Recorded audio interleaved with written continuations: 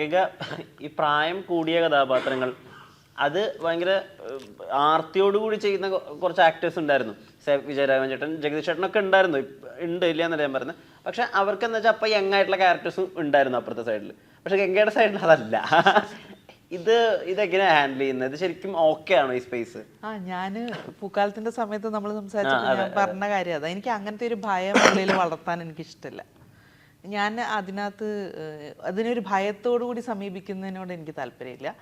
എനിക്ക് ഇനിയും സമയമുണ്ടെന്നും ഇനിയും അവസരങ്ങളുണ്ടെന്നും ഇനിയും വേറെ വേറെ ക്യാരക്ടേഴ്സ് ചെയ്യുന്നു. പിന്നെ ഞാനൊരു പക്ഷേ ഈ ഒരു പ്രായത്തിലുള്ള വേഷങ്ങൾ ചെയ്യുമ്പോൾ എൻ്റെ കോ ആക്ടേഴ്സ് എല്ലാം വെറ്ററൻസ് ആണ്. അത് ഒരു ചെറിയ കാര്യമല്ല. പൂക്കാലത്തിൽ ഞാൻ വിജയരാഘവൻ ചേട്ടൻ്റെ മാജിക്ക് ഏറ്റവും അടുത്ത് നിന്ന് കാണുകയാണ് ഞാൻ. സോ ബീങ് എൻ ആക്ടർ എനിക്ക് കിട്ടുന്ന അതുപോലെ ഇവരുടെ കൂടെ അഭിനയിക്കുമ്പോഴും നമുക്ക് ഈ പറഞ്ഞ പോലെ സീൻസ് തരുമ്പോൾ ദ വേ ദേ ഇംപ്രൊവൈസ് അത് നമ്മൾ കണ്ടുപഠിക്കേണ്ട ഒരു കാര്യമാണ്. നമ്മൾ ജഗദീഷ് ചേട്ടനൊക്കെ നമ്മൾ വർക്ക് ചെയ്തുകൊണ്ടിരിക്കുന്നതിൻ്റെ ഇടയ്ക്ക് നമ്മൾ ഷോട്ടിൻ്റെ ഇടയ്ക്ക് സമയം കിട്ടുമ്പോൾ നമ്മൾ നോക്കും. നമ്മളെല്ലാവരും ഞാനും ഇവിടെ അദ്രിയൊക്കെ ആയിട്ട് ഇങ്ങനെ ഇരിക്കുകയായിരിക്കും. കുറച്ച് കഴിഞ്ഞ് അടുത്ത ഷോട്ടിൻ്റെ സമയം വിളിക്കുമ്പോൾ ജഗദീഷേട്ടൻ വരും. അപ്പോൾ 1-2 പ്രാവശ്യം കഴിയുമ്പോൾ ഞാൻ നോക്കി ജഗദീഷേട്ടൻ എവിടെയോ പോയി, ക്യാരവാനിലാണോ എവിടെയാണ്? അവിടെ ഉള്ളിൽ ഏതോ ഒരു ബെഞ്ചിൽ ഇങ്ങനെ കിടപ്പുണ്ടാവും. അപ്പം നമ്മൾ അവരുടെ ആ ഒരു സിംപ്ലിസിറ്റിയും അങ്ങനെ ഒരുപാട് കാര്യങ്ങൾ എനിക്ക് ഒരു പക്ഷേ ഞാൻ ആ പ്രായത്തിലുള്ള ക്യാരക്ടേഴ്സ് ചെയ്യുന്നതുകൊണ്ട് എനിക്ക് അങ്ങനത്തെ ചില ബെനിഫിറ്റ്സ് ഇപ്പോഴത്തെ സൈഡിലുണ്ട്. പിന്നെ ഈ പറഞ്ഞ പോലെ ഇതിനോടൊരു ഭയം ഇല്ല. അതുകൊണ്ട് എന്നെ അത് ബോദർ ചെയ്യുന്നു. അതിനെ കുറച്ചുകൂടി ചാലഞ്ച് ആയിട്ടും കൂടി എടുക്കേണ്ടതെന്ന് തോന്നുന്നുണ്ടല്ലോ, ഈ വേഴ്സറ്റാലിറ്റി ചെയ്യാൻ നമുക്ക്. അതെ. പൂക്കാലം ഞാൻ ചെയ്യുന്ന സമയത്ത് എൻ്റെ കൂടെ ഉള്ളവരെല്ലാവരും, സ്ത്രീകൾ പ്രത്യേകിച്ചും, അവരെല്ലാം എബവ് 55 അങ്ങനെയാണ്.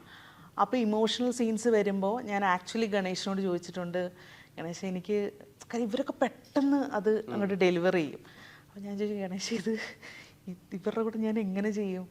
അപ്പോൾ പറയും, നിൻ്റെ പ്രായം നീ ആദ്യം ഒന്ന് ആലോചിക്കണം. അങ്ങനെ ഒരു റിയാലിറ്റി അവിടെ ഉണ്ട്.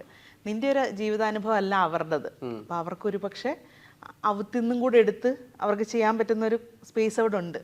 പക്ഷെ നീ അതിലേക്ക് എത്തുക എന്നുള്ളതാണ്, അല്ലാണ്ട് ഇപ്പോൾ വേറെ ചോയ്സ് ഒന്നും ഇല്ല.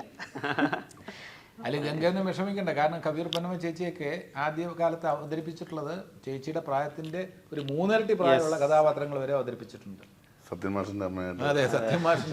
സത്യമാഷിനൊക്കെ പ്രായം കുറഞ്ഞിരിക്കുമ്പോൾ വളരെ ശ്രുതി ഭാഗമായിട്ടുള്ള സിനിമകളിലൊക്കെ തന്നെ ഹ്യൂമർ രംഗങ്ങൾ ഒരുപാടുണ്ടാവും. ഇപ്പം ഇത്രയും അധികം ജഗദീഷേട്ടനൊക്കെ വെച്ച് അങ്ങനെ പറയല്ല, എന്നാൽ പോലും ഇത്രയധികം ചെയ്തിട്ടുള്ളത് ഹ്യൂമറാണല്ലോ. ശരിക്കും ഹ്യൂമർ ചെയ്യാൻ പ്രധാനമായിട്ട് എന്താ വേണ്ടത്? ആ റിയാക്ഷൻ കൊടുക്കുന്ന ഷോട്ടാണോ അതോ ടൈമിംഗ് ആണോ? അങ്ങനെയൊക്കെ പറയാൻ ഭയങ്കര ആധികാരികമായിട്ട് പറയാൻ എനിക്ക് അറിയില്ല. അത് ഇവരുടെയൊക്കെ മുന്നിൽ ഇരുന്നിട്ട് ഞാൻ ഇങ്ങനെ സംസാരിക്കുമെന്ന് എനിക്ക് അറിയില്ല. എനിക്ക് കിട്ടുന്ന ക്യാരക്ടേഴ്സ് പൊതുവെ ഇങ്ങനെ കുറച്ച് ഹ്യൂമർ ടച്ച് ഉള്ളവരുണ്ട്. പക്ഷെ ഇതിൽ അങ്ങനെ എന്താ പറയുക, ഹ്യൂമറസ് ആയിട്ട് ചെയ്യുന്ന, എനിക്ക് തോന്നുന്നു ഈ സിനിമയിൽ മൊത്തത്തിൽ സീൻസ് ചില പടത്തിൽ നമുക്ക് കാണാം ഹ്യൂമറിന് വേണ്ടി നമ്മൾ ആഡ് ചെയ്യും, പല ക്യാരക്ടേഴ്സ് വെറുതെ വന്നിട്ട് പോകും അങ്ങനെ. പക്ഷെ ഈ സിനിമയിൽ അങ്ങനെ ഒരു ഇതുണ്ടെന്ന് തോന്നിയിട്ടില്ല.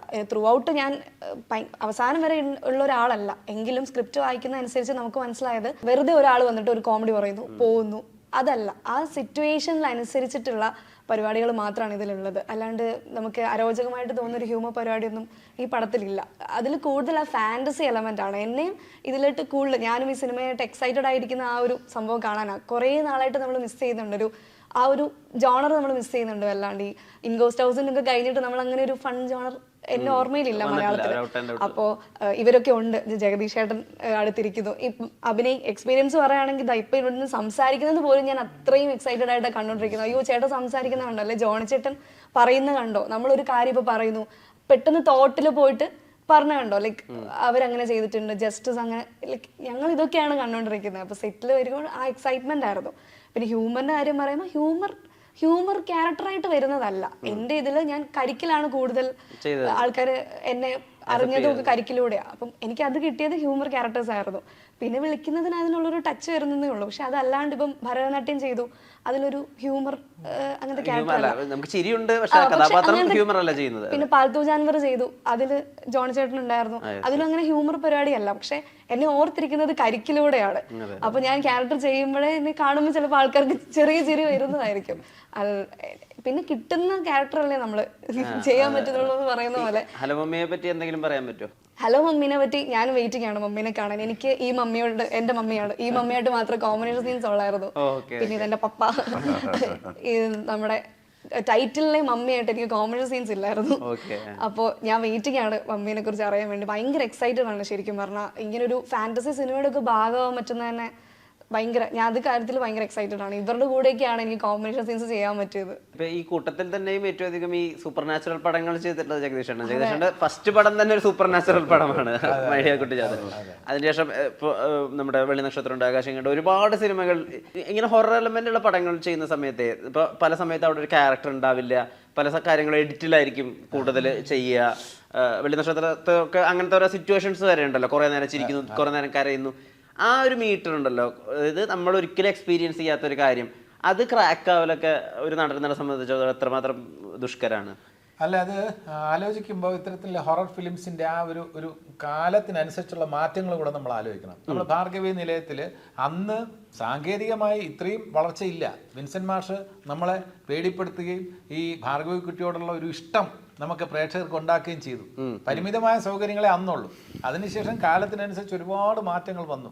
ഇപ്പം മൈ ഡിയർ കുട്ടിച്ചാത്തൻ എന്ന ആദ്യ ചിത്രത്തിൽ ആ ഒരു സ്പിരിറ്റ് പോകുന്നത്, അവസാനത്തെ ക്ലൈമാക്സ് ഷോട്ട് എന്നൊക്കെ പറയുന്നത് പ്രേക്ഷകരിൽ ഒരു വേദനയാണ് ഉണ്ടാക്കുന്നത്. കുട്ടിച്ചാത്തൻ പോയി, അയ്യോ, കുട്ടികൾക്ക് സങ്കടം ഉണ്ടാകുമ്പോൾ പ്രേക്ഷകർക്ക് സങ്കടം ഉണ്ടാവുകയാണ്. അപ്പോൾ ഏത് മൂവിയും ഹൊററിൽ സെന്റിമെന്റ്സ് ആണ് സക്സസിന്റെ ഫോർമുല. പേടിപ്പെടുത്തുന്നതൊക്കെ അല്ലെങ്കിൽ ആ പേടിയുടെ പേരിലുണ്ടാകുന്ന ഹ്യൂമറൊക്കെ അത് തീർച്ചയായിട്ടും കോൺട്രിബ്യൂട്ട് ചെയ്യും. പക്ഷേ എവർ ലാസ്റ്റിംഗ് ഇംപ്രഷൻ എന്ന് പറയുന്നത് അതിന്റെ ഇമോഷൻസാണ്. ആ ഇമോഷൻസ് ഈ കഥയിലുണ്ട്. ചിരിപ്പിക്കുന്നുണ്ട്. ഫസ്റ്റ് ഹാഫിൽ ഇപ്പം ജോണിയുടെ ക്യാരക്ടർ ഭയങ്കരമായിട്ട് ചിരിപ്പിക്കും. കാരണം ജോണിക്ക് അറിയില്ല ഇങ്ങനെ ഒരു സ്പിരിറ്റ് ഉണ്ടെന്നുള്ളത്. Spirito what ever it is, mummy ഉണ്ടെന്നുള്ള കാര്യം ജോണിക്ക് അറിയില്ല. അപ്പം ജോണി ആ വാശിയും കാര്യങ്ങളൊക്കെ വേറെ എന്തോ ഇവിടെ നടക്കുകയാണെന്നാണ് ജോണി വിചാരിക്കുന്നത്. ഞാൻ ഒപ്പിക്കുന്ന കുസൃതിയാണെന്നാണ് ജോണി വിചാരിക്കുന്നത്. അപ്പോൾ എൻ്റെ അടുത്ത് ദേഷ്യം കൂടുകയാണ്. അത്തരത്തിലുള്ള, അതല്ല ഷറഫിൻ്റെ ക്യാരക്ടർ ബോണി മനസ്സിലാക്കുന്ന കുറേ കാര്യങ്ങളുണ്ട്. ഇങ്ങനൊരു സ്പിരിറ്റ് ഒന്നും ഇല്ല എന്ന് ഉറച്ച് വിശ്വസിക്കുന്ന ബോണിയുടെ ക്യാരക്ടർ, ഉണ്ടെന്നറിയാവുന്ന സാമുവൽ, ഉണ്ടെന്നറിയാവുന്ന എൻ്റെ മകൾ സ്റ്റെഫി. അപ്പം നമുക്ക് ഉണ്ടെന്നറിയാം. ഇതിൻ്റെ ഒരു ഹ്യൂമർ കുറേ ഏരിയയിൽ അങ്ങ് പോകും. അപ്പോൾ പ്രേക്ഷകർ താല്പര്യപൂർവ്വം ചിരിച്ച് രസിച്ച് കണ്ടുകൊണ്ടിരിക്കുമ്പം ഒരു സ്റ്റേജിലെത്തുമ്പം ബോണിയും ഈ സ്റ്റെഫിയും തമ്മിലുള്ള പ്രശ്നങ്ങൾ ഈ സ്പിരിറ്റ് കാരണം വന്നാൽ അതെങ്ങനെ സോൾവ് ചെയ്യുന്നുള്ളതാണ് ഈ പടത്തിൻ്റെ ഒരു സംഭവം. ആ സോൾവ് ചെയ്യുന്നതിൻ്റെ ഏരിയയിലും കുറേ ഏരിയയിൽ ഹ്യൂമർ പോയി കഴിഞ്ഞാൽ പിന്നെ ഇമോഷൻസിലോട്ട് വരും. ആ ഇമോഷൻസിൻ്റെ കണ്ടന്റ് ഇതിനകത്ത് സ്ട്രോങ് ആണ്. അത് നമുക്ക് ഫീൽ ചെയ്യും എന്നാണ് എൻ്റെ വിശ്വാസം. അതാണ് എൻ്റെ ഈ കഥയിലോട്ട് ഹ്യൂമർ വെറുതെ ചിരിപ്പിച്ചിട്ട് വെറുതെ പേടിപ്പിച്ചിട്ട് പോയി കഴിഞ്ഞിരുന്നാൽ, ലോകോത്തര ക്ലാസിക്കുകളാണെങ്കിൽ പോലും അതിൻ്റെ ഒരു ഇമോഷണൽ കോണ്ടന്റ് വളരെ ഇമ്പോർട്ടൻ്റ് ആണ്. ഈ സ്പിരിറ്റിന് എന്താണ് പറയാനുള്ളത് നമുക്കറിയാൻ താല്പര്യമുണ്ട്. ഭാർഗവി കുട്ടിക്ക് എന്താണ് പറയാനുള്ളതെന്ന് ഭാർഗവി നിലയത്തിൽ നമുക്ക് താല്പര്യമുണ്ട്. അതേപോലെ ഇതിനകത്ത് ഹലോ മമ്മി നമ്മൾ കാണാത്ത ഒരു ക്യാരക്ടറിന് എന്തോ പറയാനുണ്ട് എന്ന് പറയുന്നു അല്ലേ, ഇതിനകത്ത് പറയാനുണ്ട് കുറച്ച് കാര്യങ്ങൾ. ആ പറയാനുള്ള കാര്യങ്ങളെ വെച്ച് ഹ്യൂമർ, ഇമോഷൻസ്, സെൻറ്റിമെൻറ്റ്സ്, സ്ലാപ്സ്റ്റിക്ക് എല്ലാം, സിറ്റുവേഷൻ കോമഡി എല്ലാം വർക്ക് ചെയ്ത് ഒരു പക്ക എൻ്റർടൈൻമെൻറ്റിൻ്റെ ഫോർമാറ്റിൽ കൊണ്ടുവന്നിരിക്കുകയാണ് സംവിധായകൻ വൈശാഖും റൈറ്റർ സാൻജോയും.